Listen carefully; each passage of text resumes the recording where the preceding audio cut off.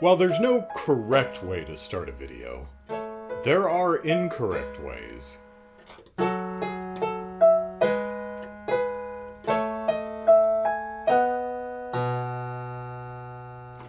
Oh, hello. Didn't see you there. See how nauseating that shtick is? How you just want to punch the host in the face? Yeah. Don't open your videos like that. I don't like it. Anyway, welcome to my video spotlighting some of the excellent music of The Legend of Heroes. Yes, the high quality of these video game soundtracks is an undisputed fact to all but those with different opinions. So today, I'm going to look back at the first half of the Trails series, from Trails in the Sky first chapter to Trails of Cold Steel 2, and highlight my favorite tune from each. Trails in the Sky, first chapter. Anyone who's played the first Sky game probably recognized the piece I was playing at the start of the video as the eminently hummable The Whereabouts of Light.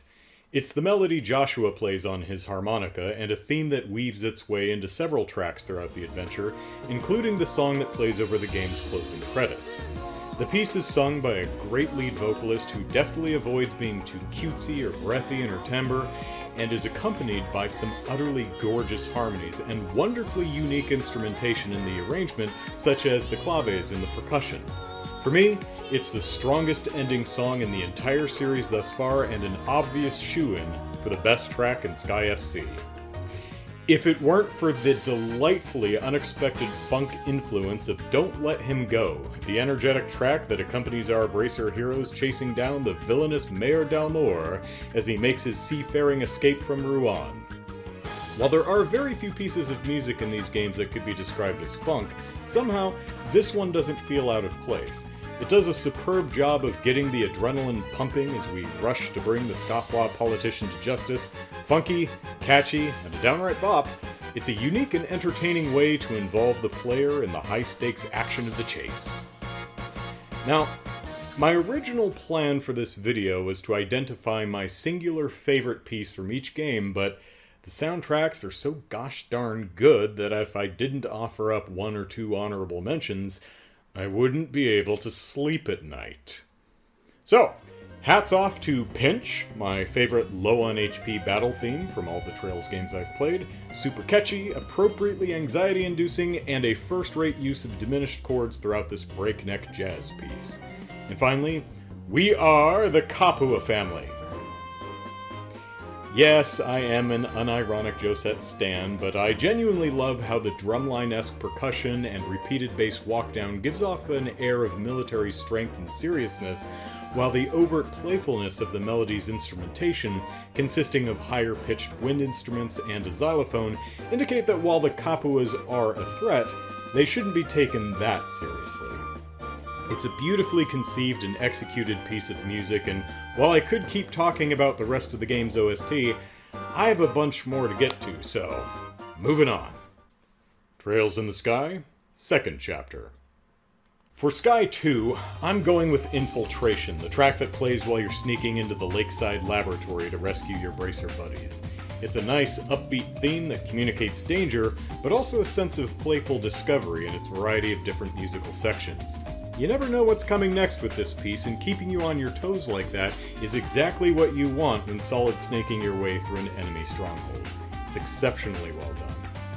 I'd also like to shout out Fateful Confrontation, which is the boss theme for the Ouroboros Enforcer battles. Its hard-driving beat with simple but catchy melodies, for me, tickles my nostalgia for the boss battle themes of the NES era in the best way. And then we have Etude of the Ruin, Weissman's absurdly indulgent organ solo. I love this one because it's ingeniously arranged as if Weissman himself kit-bashed all of his organ technique exercises into a single composition that he could play in front of the heroes for the sole purpose of villainous showboating. Not a tune I'm going to listen to on repeat, but I really admire the musical craft, and the concept's execution never fails to give me a chuckle. Trails in the Sky, the third. Sky the Third may not be the most loved game of the series, but Great Greasy Bacon Bits is its OST chock-a-block with musical goodness. For my top pick, I'm going with Masquerade of Lies, the battle theme that plays when throwing down in Gehenna. Its intro quickly sets the stage with excitement and purpose before chucking you face first into a fast-tempo epic composition that inexplicably keeps building over 3+ minutes. Its relentless momentum makes you feel like you need to finish the fight before your damn heart explodes. There is a nearly 30-second interlude towards the end, but the high sustained root note that persists throughout the entire section communicates that you can't rest. You only have time to suck in air before launching back into the fray. Hey. That anxious desperation is super appropriate in the context of battling hell monsters on their home turf. Huh. It's almost like Falcom's composers are, really good at this. Case in point, this is Royal Castle from Sky FC, the theme of Grancel Castle. Nice tune. There's enough pomp to communicate regal, but not ostentatious to the point of being gauche. In Sky the Third, you revisit a version of Grancel Castle at night where you get the track Royal Castle at Dusk. Now, a lesser composer would have thrown the original in a minor key, reduced the tempo, and called it a day, but Falcom doesn't employ lesser composers. So instead, we get a full remix that leaves Spooky Because Nighttime to the game's visuals, and uses the new arrangement to communicate that Grancel Castle isn't just dark, it's wrong. It's a distortion of the real thing. Stunningly good arrangement. And, of course, I'm going to toss a nod to Best Girl Josette's battle theme against Gilbert, Bobcat's counteroffensive operation. Equally exciting and playful, this one has an amazing final section that comes out of nowhere, changing up the texture of the piece without feeling incongruous. It's a rollicking little track, and I love it, and you can't argue me out of this, any more than you can argue me out of classifying Josette as Best Girl.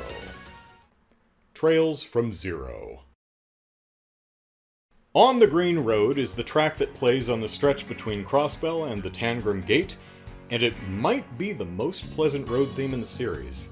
I almost don't want to engage any monsters just so I can keep listening. It's a good thing I can't hear it right now, or this section of the video would be 2 minutes and 29 seconds of me quietly enjoying the music. As for honorable mentions, can I just say the entire Golden Sun Silver Moon suite? No?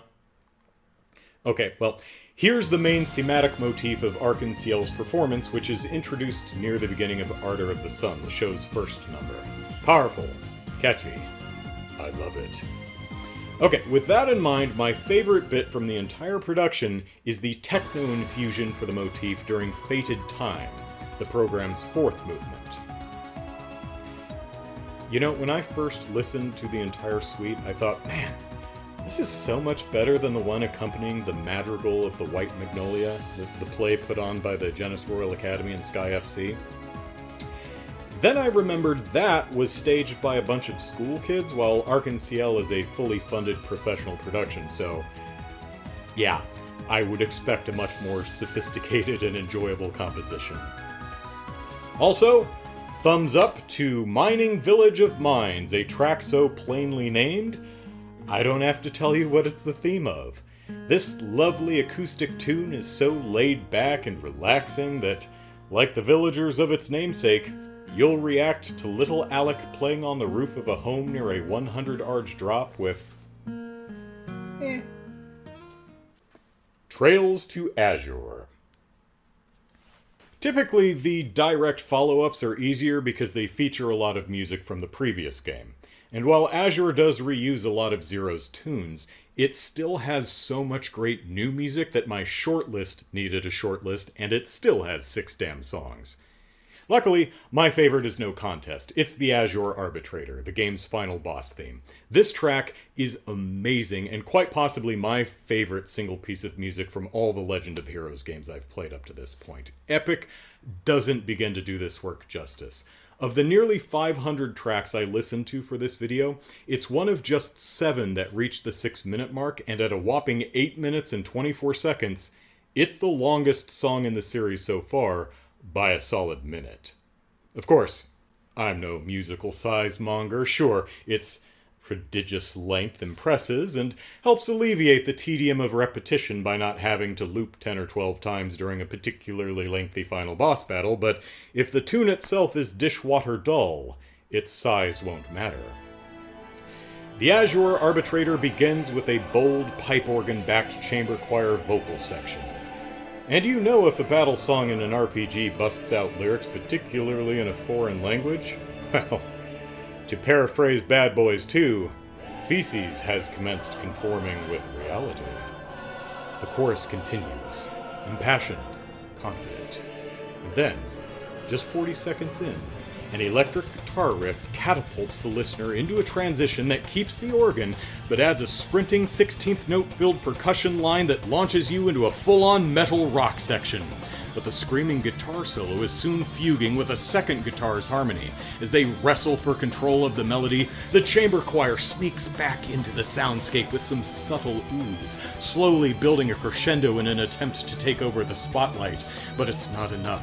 The guitar track stubbornly wrestles back control for another solo. But the chamber chorus won't give up so easily and bursts back in with full lyrics, fighting for dominance of the piece. And we're only 3 minutes in! I'd love to continue giving a play-by-play of this remarkable piece of musical composition, but I've still got a few games OSTs to get through, so quick kudos to Catastrophe, the event music accompanying the destruction of the IBC building. Wonderful piece with an impressive emotional range. Excitement, horror, despair, hope. This one's got it all. Striking bit of work. And finally, Dark Throne, Maria Bell's theme.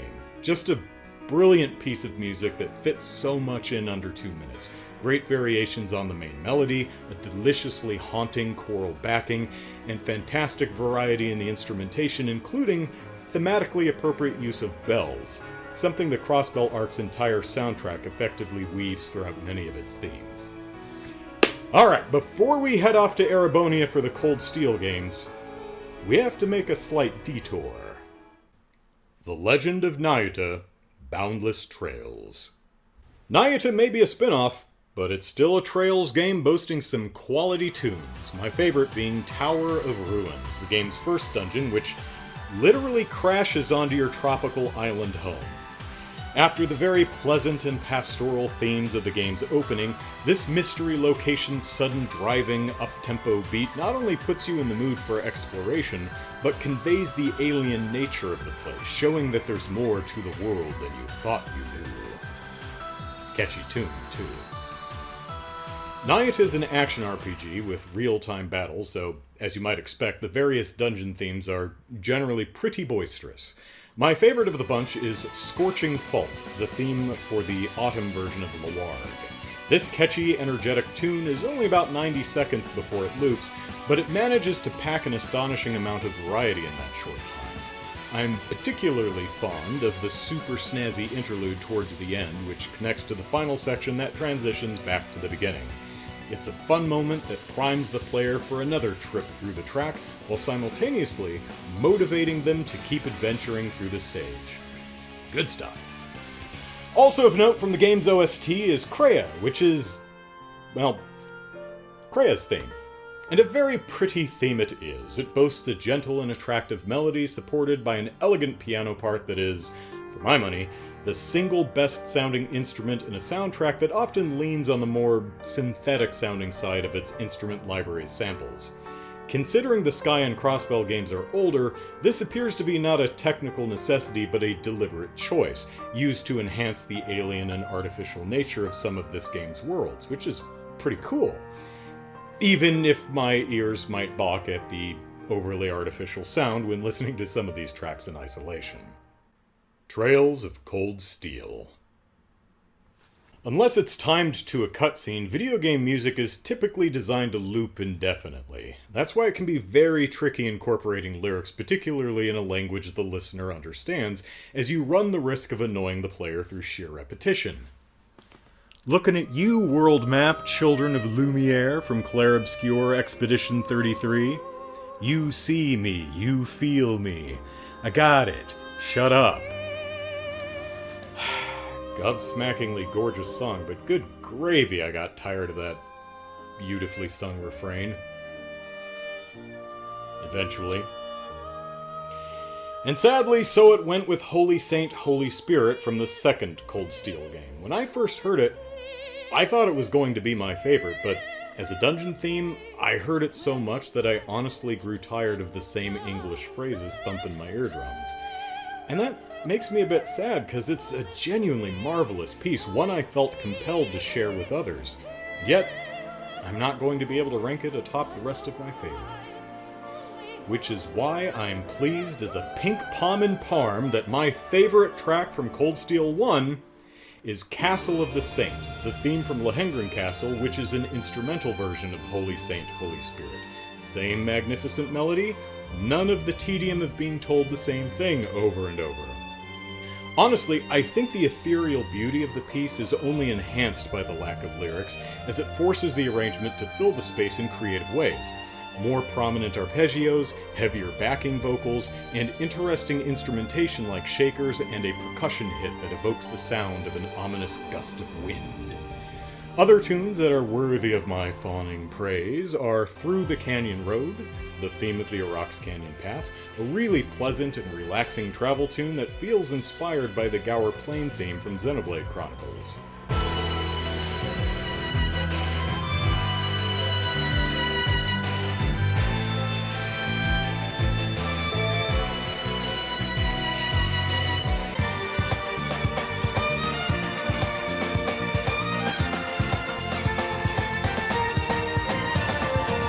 Finally, Remains Sleeping Underground, the theme of the Berehard Waterways.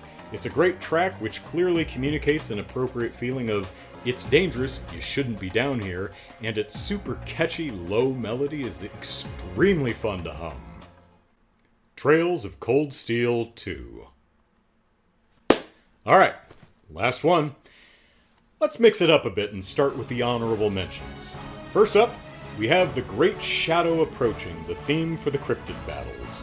It's a rousing arrangement that takes a fun instrumental journey from synth strikes in the intro to a horn section, then strings, then synth melodies, and back to strings before looping back around to the horn section. Energetic and heroic in the best ways. I'd also like to highlight The Warmth of Soaking One's Feet, the theme of Ymir, foot bath, capital of Erebonia. While Class 7 gets to soak its tootsies, we get to soak our ears in this soothing and tranquil tune that cleverly gives the listener a feeling of lifted spirits and rejuvenation by utilizing musical phrases of predominantly upward motion, that nearly all end on a note higher than the penultimate. The few times a phrase ends low, the next begins by springboarding up a fifth, often an entire octave, like it received a sudden burst of energy. This constant lifting movement provides a feeling of renewal and refreshment, as if the very composition itself is our own personal footpath. Or maybe the curtains are just blue. Okay, it's finally time to reveal my favorite track from Cold Steel 2. And the winner is... Chasing After the Mountain Hare, the snowboard minigame theme that Falcom's composers went absolute ham on. None of the courses take much more than 50 seconds to complete, but this song, for some reason, is almost 2 minutes long. Is Falcom concerned players might quit out after beating each newly available course and never hear the back half? Doesn't seem to be. As for the song itself, it leans into the time trial aspect of the minigame with an enthusiastic, galloping bass line, enhancing the feeling of participating in a proper race. And the tune is significantly more complex than it has any need to be, sporting a full intro, an A section, a B section, a brief instrumental break with an awesome bass walk-up into a C section with a time change, and then a full finale with an incredible build that, again, many players may never even hear. As an aside, this compositional overachieving is a frequent element of the series' minigames. In fact, 2 of the Pom Pom Party themes were on my shortlist for the last game. So, there you have it. My favorite tracks from each game's ludicrously awesome soundtrack. But before I go, some of you may be wondering what I thought of Cold Steel 2 as a whole. I liked it. I don't care for having to play New Game Plus in order to see all it has to offer. The game has a bit of a pacing issue, and it pulls a Return of the King with its multiple, though not unearned or unenjoyable endings, but that aside, it boasts the great story, characters, and world building that I've come to love from this series, and features the best version of the battle system thus far. It's so good, I actually incorporate arts and status effects into my strategy instead of checking them out once and rarely ever using them again. But after 10 months of weekly Let's Plays, Cold Steel 2 is finally in the bag. And after a month-long break, I've begun Trails of Cold Steel 3. I'm streaming it live Sundays at noon Pacific Standard Time, so feel free to drop by and say hello in the chat. There are 6 more games in the Trails series and a few unreleased ones to come, so here's to another several years of remarkable role-playing games with seriously stupendous soundtracks.